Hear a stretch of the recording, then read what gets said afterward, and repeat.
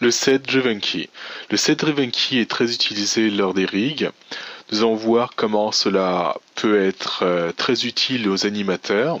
Alors, je résumerai ça par un paramètre déjà existant ou encore un paramètre concret qui va contrôler d'autres paramètres. Alors, pour illustrer cet exemple, je vais y aller vraiment simple avec un cube et une sphère. Et je vais commencer par des paramètres existants. Alors là, j'ai ma sphère et dans ce que je me propose de faire, c'est faire en sorte que lorsque je vais me mettre à descendre la sphère selon la verticale, automatiquement, mon cube va se déplacer de façon à ne pas être dans le chemin de la sphère. Alors pour ça, dans les paramètres que je vais utiliser la translation Y. Ça va être le contrôleur que je vais déplacer de haut en bas. Et ce que j'aimerais, c'est que la translation en Y agisse sur la translation en X de ce cube, comme on peut le voir ici, en X.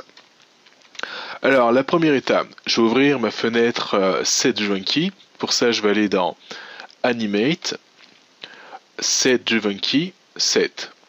Alors voilà la fenêtre, la fameuse fenêtre. Alors on peut voir qu'il y a deux sections. La section du haut qui serait driver, donc ça va être l'objet qui va donner les instructions. Et la seconde section, celle du bas, qui va être driven, ça va être l'objet qui va recevoir les instructions. Autrement dit, en fait, je parle d'objet là parce que c'est ce qu'on va sélectionner, mais ça va être les paramètres sur lesquels on va agir. Alors je vais commencer par mon driver. Alors on avait dit que c'était la translation Y, donc je sélectionne ma sphère, et là je vais faire load driver. Donc là c'est fait, j'ai ma sphère. Alors le paramètre translate Y, ça y est, j'ai cliqué. Maintenant mon driven, celui qui va recevoir l'information, load driven, c'est fait. Et ça va être le paramètre translate X que je vais utiliser. Alors là, je vais choisir translation X. Donc là, ce que je viens de faire, je viens de définir, c'est-à-dire mon driver ainsi que mon driven.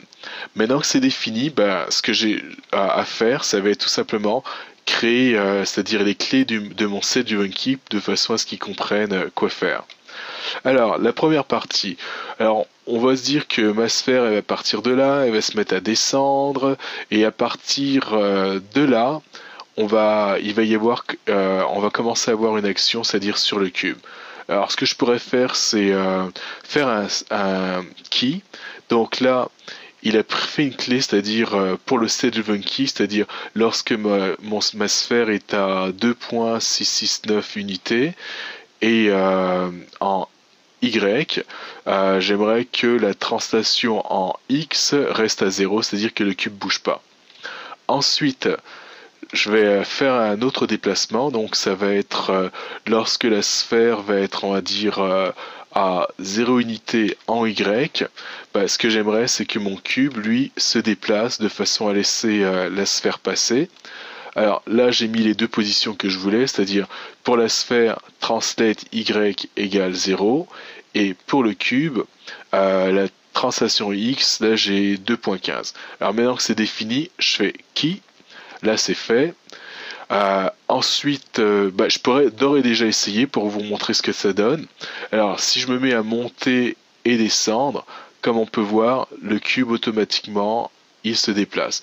Alors pour terminer, ce que je vais faire en sorte que lorsque la sphère, on va dire, a été en dessous, c'est-à-dire en dessous du cube, que le cube lui se replace.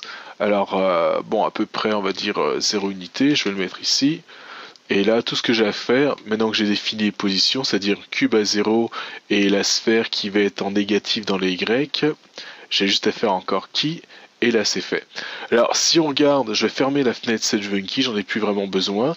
Si je regarde ici le time slider, il n'y a absolument aucun keyframe, donc c'est vraiment pas une animation, c'est vraiment, on pourrait voir ça comme un automatisme. Là, si je me mets à bouger la sphère, comme on peut voir, le cube lui bouge automatiquement.